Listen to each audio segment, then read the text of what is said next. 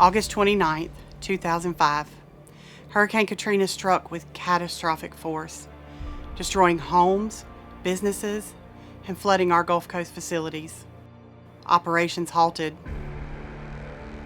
Lives were forever changed.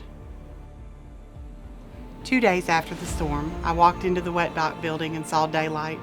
It was shining through the south end. That's when I knew how bad it really was.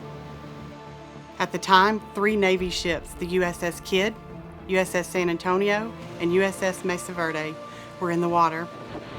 More than 500 shipbuilders rode out the storm, some on site, others on board the ship. Across the yard, floodwaters rose to varying depths, and some of the areas were submerged under 5 to 6 feet of water. We watched in amazement and terror as entire connex buildings, entire spools of cable were floating down the track. At one point, there were so many spools in the water that you could walk from the east bank to the west bank without getting your feet wet. We watched as an entire pier floated by the ship. In the days that followed, our very own Ingalls-built ships, the USS San Antonio and the USS Forrest Sherman, became lifelines, providing shelter, meals, and support for shipbuilders returning to restore the yard. Our shipbuilders were living through a disaster, yet their focus remained on bringing the shipyard back to life. Ingalls made sure we had food, water, even gas when it was hard to find. I ran plates of breakfast and lunch to the workers on the ships. Those days were hot and miserable, but I've never seen a group come together like this shipbuilder family did.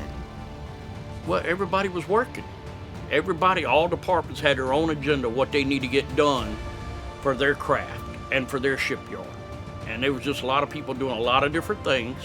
So you took care of your business, and I mean, that was it until we got everything back up and running again.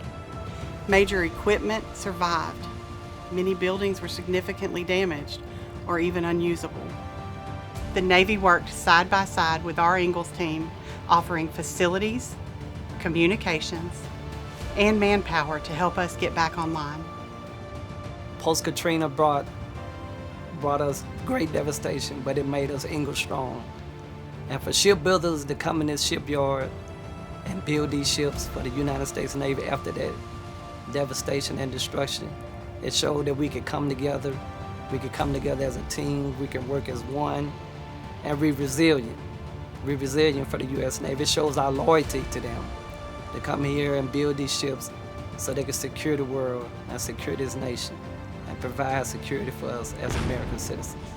Within 2 weeks, our workforce was called back and tasked with carrying the mission forward.